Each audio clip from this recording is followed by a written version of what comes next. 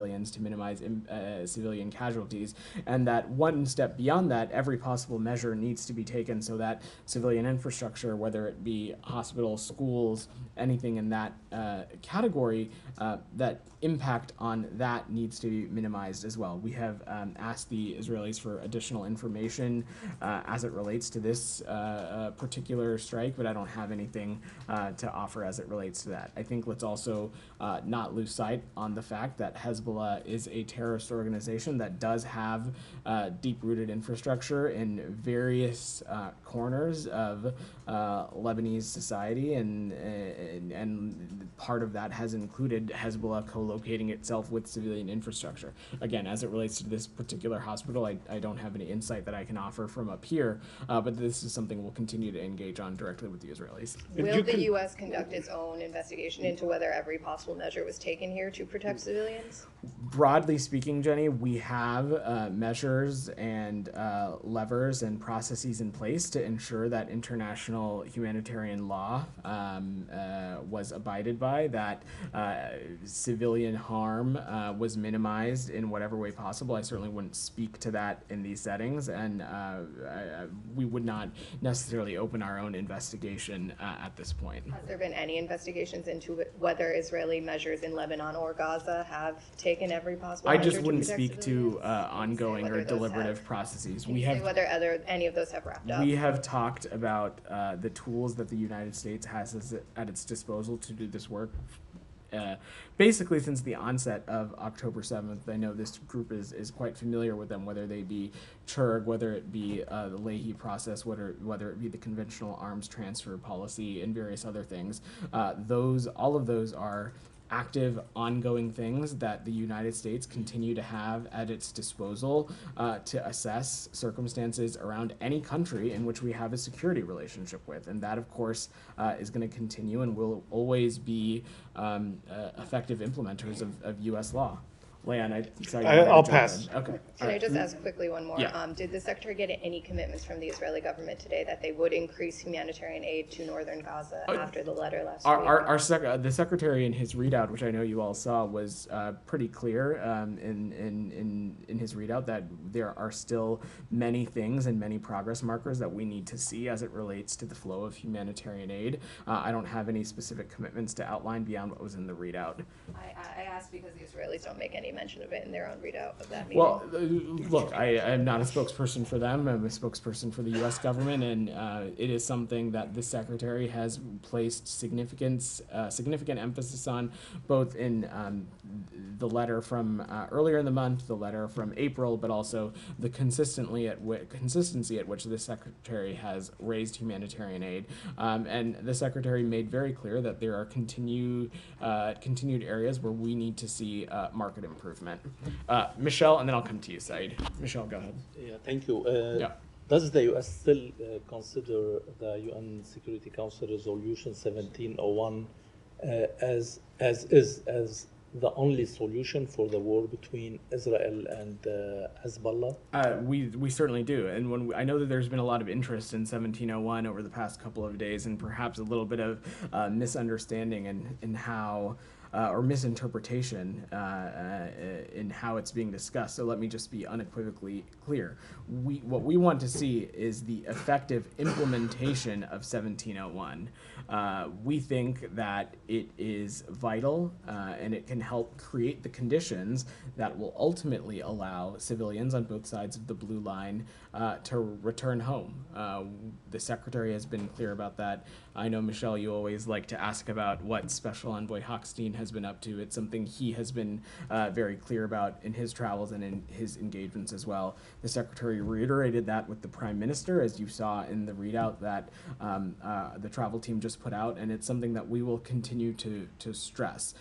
Ultimately, what we want to see here is conditions that will allow civilians to be able to return home, and beyond that, get the government and country of Lebanon to a place where it is out of the stranglehold of Hezbollah and able to stand on its own 2 feet, be in a place where it can select a new president. all of these things we have been unequivocally consistent and clear about. But if the parties in the past, as Amos Hochstein said in Beirut, failed to implement the 1701, what will make them or will force them to implement it this time? So I'm just not going to speculate, Michelle, on what might or might not happen. What I am offering you is what our perspective has been and what we think is a credible and clear solution that is a step in the right direction, and we think that is the effective implementation of 1701. And finally, Congressman Lahoud and Isa sent a letter to the president asking them to put pressure and sanctions on the Speaker of the House, Nabi Berri, to elect a new president. Are you considering such move? So certainly would not, first, again, just would not get into the details of our congressional correspondence. We engage with members of both the House and Senate pretty regularly, and certainly am not in a place to preview or get into what actions we may or may not be considering. But when we talk about what we want to see for the future of Lebanon, selecting a president is, of course, at the top of that list. We want to see a president that is reflective of the will of the Lebanese people, and we want to see a government that is free from the stranglehold of Hezbollah. Said, go ahead. Thank you, Vedant. Now, Vedant, from this podium, we heard some time back that if Sinwar was to depart the sea, the war would end. Now, I remember things akin to it would end tomorrow and so on. But what we have seen, I don't think we've ever. Said, I'm always happy to give you the space to ask whatever it is, whatever questions that you want to ask. But I am going to just jump in and say that no one has ever said that. What we were talking about was that Mr. Sinwar had a choice to make as it relates to the ceasefire proposal that had been on the table, and that he time and time again chose not to accept what has been on the proposal. We never said that if he were to die or be killed, that all of a sudden would mean that the conflict would end. What this means, and what we said on Thursday, and what the Secretary stressed in his meetings with Israeli counterparts today, is that this is a new opportunity. His death is a new opportunity to reinvigorate that conversation and work to get a ceasefire proposal, one that allows an influx of humanitarian aid into Gaza, one that brings the remaining hostages home, including the 7 Americans, and get us on a path to diplomacy that we hope will help get this region out of the endless cycles of violence. That's what this is about. Fair enough. Now, what we have seen since Sinwar's death is really an intensification of this assault. As a matter of fact, it probably surpasses other times. Israel has always greeted American officials, Secretary Blinken, with increased assault on Palestinians and so on. But we have seen really, a spike in killing dozens, hundreds of Palestinians since last Thursday, when they announced the killing of Sinwar, even with some people calling for resettlement in Gaza and so on.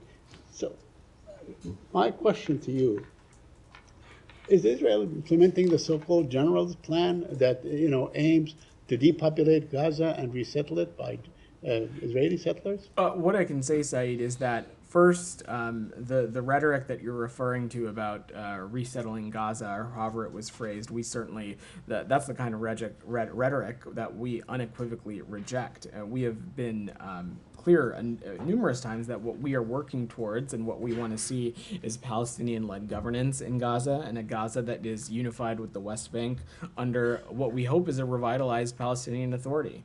The Secretary was clear about this in the immediate months after October 7th in a speech that he made in Tokyo that fall, where he laid out that there can be no long-term displacement of Palestinians from Gaza.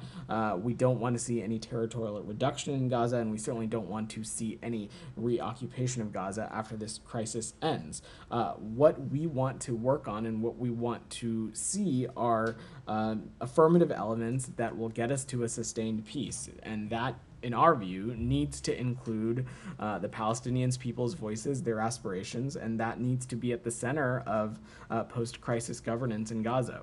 The United States would not and will not support anything less than that. Okay. I also appreciate every time you call on me. I never, thank you. I wanted to ask you about Palestinians have been accusing the Israeli military of using detainees as human shields in Gaza. I wonder if you're aware of these reports, and if you are doing anything about investigating this issue. So we've spoken to this a little bit before, Saeed. These reports are incredibly disturbing, and if they are true, they are completely unacceptable. We're still gathering information, but as we have said before, civilians need to be protected, and Israel has a responsibility to investigate credible allegations of violations whenever they arise. And how will you determine if it's true or not? We will continue to engage with our partners in Israel on this side. Of course, as we've talked about before, the United States does not have boots on the ground in Gaza. We will continue to assess these through the limited means that we have, but the ultimate thing here is that we want to see Israel appropriately investigate credible allegations or violations whenever they arise. We have, of course, seen them do that in certain incidents, and we want to make sure that that is consistently applied to anywhere that these issues arise. Could we have an update on the delivery of aid from whatever you know? Sure, I'm happy to. I'm happy to offer some updated information on that. Look, I think first let me just say, and Jenny asked this a little bit, that this is something that the Secretary stressed and reiterated with the Prime Minister earlier today, that we want to continue to see progress made. We are continuing to press Israel that there is a responsibility to maximize and streamline the existing crossings and open more crossings for more increased levels of aid into Gaza. 114 trucks crossed yesterday. That included trucks from Kerem Shalom and the Erez West crossing. Certainly, I don't say that to try and make the point that that is satisfactory or enough, but we want to continue to see a steady influx of trucks and humanitarian assistance into Gaza site, especially as the region heads into the winter months. We want to make sure that appropriate foodstuffs and winterization supplies are appropriately surged. Thank you. Yeah. Alex, go ahead. I want to go to BRICS gathering Sure. in Gaza. But before that, what did you make of the fact that UN Secretary General, who refused to attend Ukraine's peace summit, which is about defending the UN Charter, chose to somehow attend this Putin summit, which is about defying? So, Alex, I will let the Secretary General and his team speak to whatever scheduling decisions they have or have not made. I just want to be clear, though, Secretary General Guterres, I think, has the UN system in itself has been an incredible partner when we are talking about holding the Russian Federation accountable and making, in almost as unison as one can be in the UN system, making it clear that there is a strong collection of countries that are standing up against Russian aggression, Russia's territorial, its infringement on Ukrainian territorial integrity, its infringement on Ukrainian sovereignty. So let me just first address that as it relates to the Secretary General. On the BRICS summit broadly, Alex, we believe all countries are sovereign countries, and they have their own choice and make their own choices about the countries and groupings in which that they associate. What the United States is focused on and the approach that we bring to all of the foreign policy and the diplomacy that we conduct is that we are focused on working with partners around the world to build the broadest and deepest coalitions possible to help achieve our shared goals. We want to enhance the value proposition of what the United States can bring to the table. And we want to work with countries through investments in the kinds of things that we know these kinds of countries are looking for. And we are looking to sharpen and deepen and broaden our partnerships in that way. And of course, the multilateral institutions, whether it be the UN, G20, groupings like APEC or ASEAN, are of course important and vital avenues for us to do that. And that's why you've seen the Secretary place an emphasis on continuing to engage with those countries. And look, as it relates to the specific makeup of BRICS, we're going to continue to work and have a strong, positive relationship with Brazil, with South Africa, with with India. We work bilaterally with those countries in a number of key areas that we frankly think are going to continue to define the 21st century. When it comes to China, our goal and our intent is to continue to manage that relationship and manage that relationship responsibly, manage our competition with China responsibly. That is what we know that the rest of the world expects of superpowers. And lastly, as it relates to Russia, we will continue to push back on Russian aggression and make clear to any country on the planet that it can no longer be business as usual with the Russian Federation. As you know, there's some newcomers in the room. You know, Azerbaijan is one of them. Kazakhstan was punished for not joining. But Turkey, Turkish president is among the participants. Does the department have any view of NATO partners' BRICS membership bid?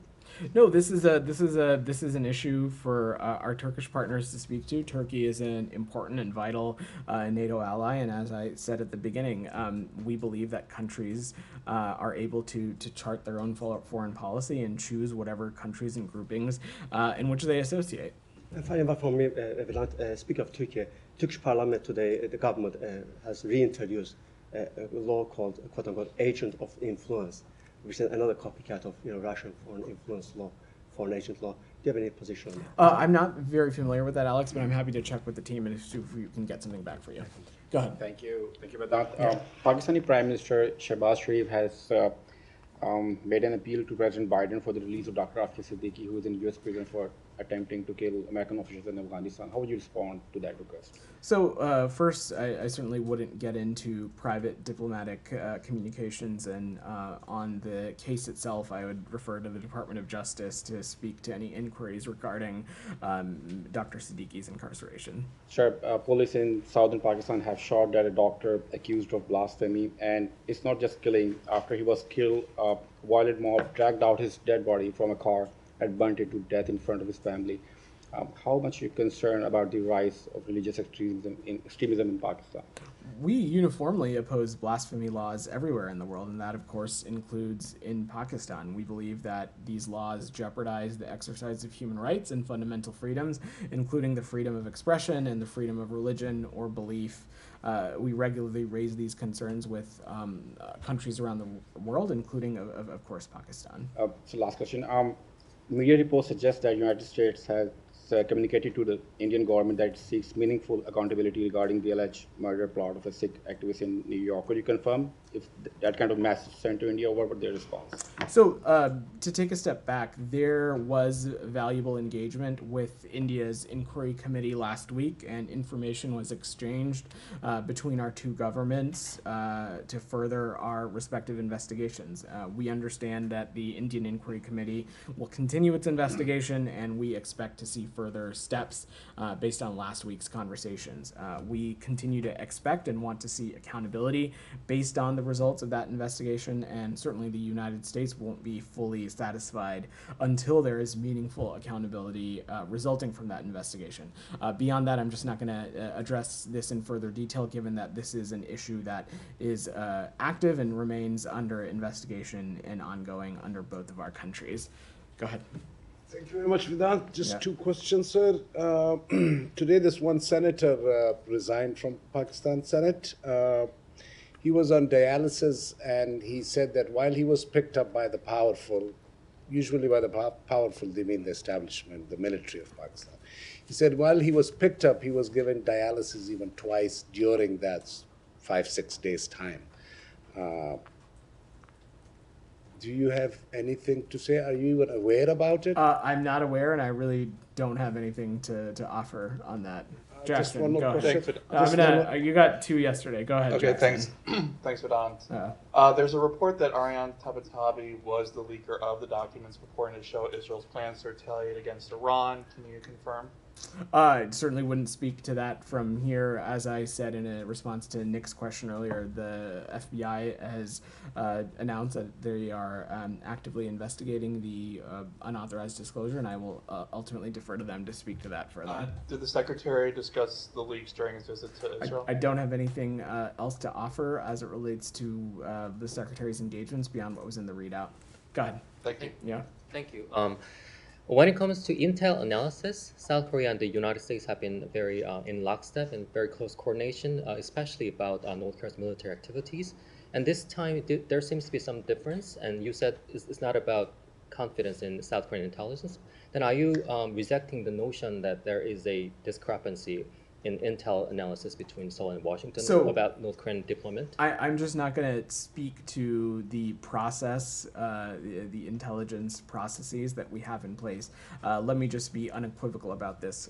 When it comes to the Indo-Pacific, when it comes to our priorities around the world, our relationship with the Republic of Korea is one of the most vital and one of our most consequential and important relationships. They are a partner in a number of key areas, especially when it comes to our broader and ultimate goal of seeing peace and stability across the Indo-Pacific.